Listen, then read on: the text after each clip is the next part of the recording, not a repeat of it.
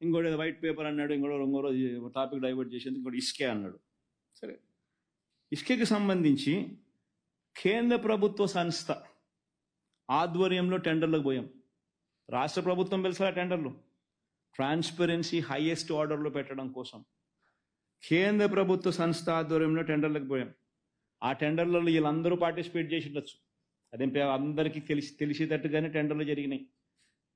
ఆరోపణలు చేసే ప్రతి ఒక్కడు కూడా, ఎవడైనా కూడా, ఇంక్లూడింగ్ ఈనాడైనా పార్టిసిపేట్ చేసి ఉండొచ్చు. ఈ వీళ్ళ నవయుగ వాళ్ళ ద్వారా, ఇలా ఎంకుల ద్వారా, లేకపోతే చంద్రబాబు నాయుడు అయినా పార్టిసిపేట్ చేసి ఉండొచ్చు. వీళ్ళందరి కాంట్రాక్టర్ల ద్వారా అత్యంత ట్రాన్స్పరెంట్గా టెండర్లకు పిలిచి రాష్ట్ర ప్రభుత్వానికి అత్యంత ట్రాన్స్పరెంట్గా 765 కోట్ల రూపాయలు, 2 కోట్ల మెట్రిక్ టన్నుల మినిమం గ్యారంటీ పెడుతూ 765 కోట్ల రూపాయలు రాష్ట్ర ప్రభుత్వానికి డబ్బులు కట్టేట్టుగా.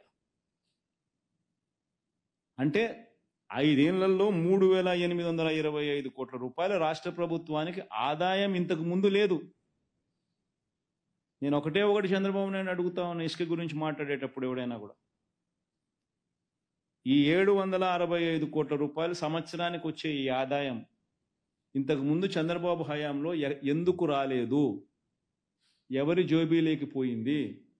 ఎవరెవరు ఎంతెంత పంచుకున్నారు? Simple question. ఈరోజు ప్రతి టన్నుకు ఈ లాస్ట్ 5 ఇయర్స్లో మన వైఎస్ఆర్సీపీ ప్రభుత్వంలో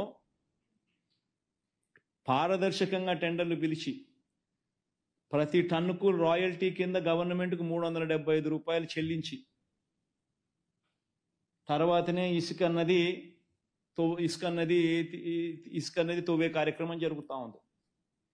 ఈ తవ్విన ఇసుక కూడా ఏ రేటుకి అమ్మాలి అని కూడా, ప్రతి నియోజకవర్గంలో ఏ రేటుకి అమ్మాలి, దానికి రీజనబుల్ ట్రాన్స్పోర్ట్ కాస్ట్ వేసి ప్రతి ఆదివారము పేపర్లలో పబ్లిష్ చేసి, ఇంతకన్నా ఎక్కువ రేటు ఎవరైనా కూడా అమ్ముతే ఈ నెంబర్కు ఫోన్ చేయండి, ఈ నెంబర్కు ఫోన్ చేస్తే యాక్షన్ తీసుకుంటాము, తప్పు చేస్తే 2 ఏళ్ల జైలు శిక్ష, 2 లక్షల రూపాయల జరిమానా అని కూడా ప్రతి వారం పేపర్లో ప్రతి ఆదివారం పేపర్లో పబ్లిసైజ్ చేస్తాం. ఈరోజు చంద్రబాబు నాయుడు ఫ్రీ ఇసుక అని చెప్పి చెప్తా ఉన్నది చూస్తే, రేట్లు చూస్తే వైఎస్ఆర్సీపీ హయాంలో ఇచ్చే రేట్ల కన్నా ఈరోజు ఎక్కువ రేటుకు అమ్ముతా ఉండరు. వైఎస్ఆర్సీపీ హయాంలో ఇచ్చే రేటు కన్నా ఈరోజు ఫ్రీగా శాండ్ ఇస్తానని చెప్పిన చంద్రబాబు నాయుడు అంతకన్నా ఎక్కువ రేటుకు అమ్ముతా ఉన్నాడు ఈరోజు. కనీసం అప్పుడన్నా రాష్ట్ర ప్రభుత్వానికి 375 రూపాయల టన్నుకు వచ్చేది. 765 కోట్ల రూపాయలు రాష్ట్ర ప్రభుత్వానికి 765 కోట్ల రూపాయల సంవత్సరానికి ఆదాయం ఉండేది. ఈరోజు ఆదాయము లేదు. రేటు చూస్తే అంతకన్నా ఎక్కువ రేటుకు అమ్ముతా ఉండవు నువ్వు. ఇంకా భయానకమైన విషయం ఏమిటనంటే, ఇదే చంద్రబాబు నాయుడు గారు కొడుకు ఎన్నికలప్పుడు మీకు అందరికీ గుర్తున్నాయా? ఇసుక స్టాక్ యార్డ్లకు పోయి సెల్ఫీలు దిగారు. ఇసుక కొండలు, ఇసుక గుట్టలు అని చెప్పి సెల్ఫీలు దిగి ఫోటోలు దిగినాను. మీ అందరికీ గుర్తుండే ఉంటుంది అందరికీ కూడా.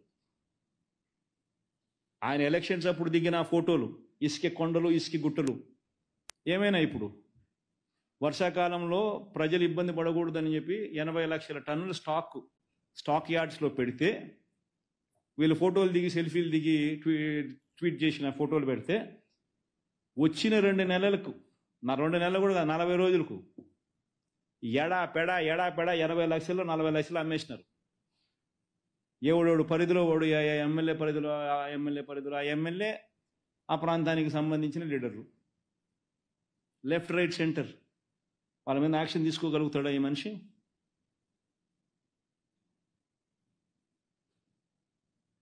టన్నుకు 765 టన్నుకు 375 రూపాయలు, 765 కోట్ల రూపాయలు సంవత్సరానికి రాష్ట్ర ప్రభుత్వానికి, రాష్ట్ర ఖజానాకు ఆదాయం వచ్చింది.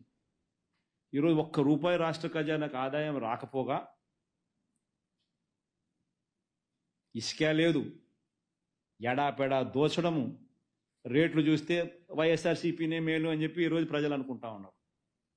వైఎస్ఆర్సీపీ టైంలోనే రేట్లు తక్కువగా ఉన్నాయి, ఈయనేమో ఉచిత ఇసుక అని చెప్పి ఈయన చెప్పినాడు, నేనేమో ఇల్లు కట్టుకోవడం ఆపేసిన 2 రోజులు, ఆయన ఉచితంగా ఇస్తాడు కదా ఇసుక, అంత నాకు డబ్బు మిగులుతుందేమో అని చెప్పి తీరా ఆయన ప్రభుత్వం వచ్చిన తర్వాత నేను ఇసుక కోసం పోయేసరికి రేటు చూస్తే అప్పుడు వైసీపీ టైంలోనే రేట్లు తక్కువ ఉన్నాయి, ఇప్పుడు ఎక్కువ రేట్లు ఎక్కువ ఉన్నాయని చెప్పి ప్రజలు అంటారు.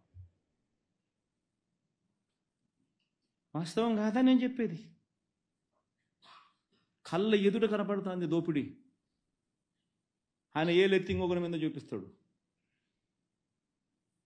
కళ్ళ ఎదుట దోస్తా ఉన్నారు. స్టాకులు లేవు, దోచేయడాలు, రాష్ట్ర ప్రభుత్వానికి వచ్చే ఆదాయం పోయింది, ఏలెత్తి చూపించడము, ఆరోపణలు చేయడము, దోచేయడము. చూడండి వైట్ పేపర్లు అనేది, ఏం వైట్ పేపర్లు ఒకసారి గమనించండి.